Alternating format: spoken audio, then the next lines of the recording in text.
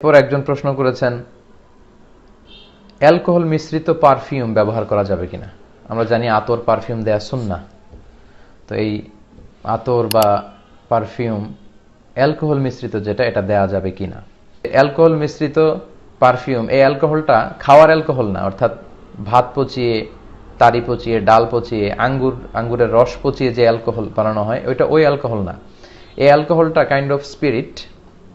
এটা হচ্ছে preservative alcohol, chemical টাইপের। এটা আতরটা বা সেন্টটাকে প্রিজার্ভ করার জন্য এটা পারফিউমের সাথে মিশ্রিত করা হয়। আর এটা যখন আপনি স্প্রে করবেন, স্প্রে করার সাথে সাথে আপনার গায়ের মধ্যে যে লাগবে আতরটা আর ওই স্পিরিটটা, অ্যালকোহলটা বাতাসের সাথে মিশে যায়।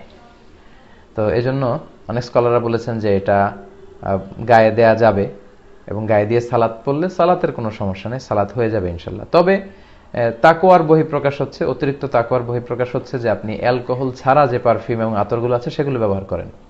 কিন্তু ফতুয়া হচ্ছে যে অ্যালকোহল মিশ্রিত যদি আপনি পারফিউম ইউজ করেন, এটা হারাম হবে না, এবং এটা দিয়েও, গায়ে দিয়েও আপনি সালাত আদায় করতে পারবেন। কারণ এটা হচ্ছে প্রিজারভেটিভ কেমিক্যাল। এটা আতরটাকে সংরক্ষিত করার জন্য খুব অল্প পরিমাণে ইউজ করা হয়, এবং এটা গায়ে লাগে না, এটা বাতাসের সাথে মিশে যায়। আশা করি বুঝতে পেরেছেন।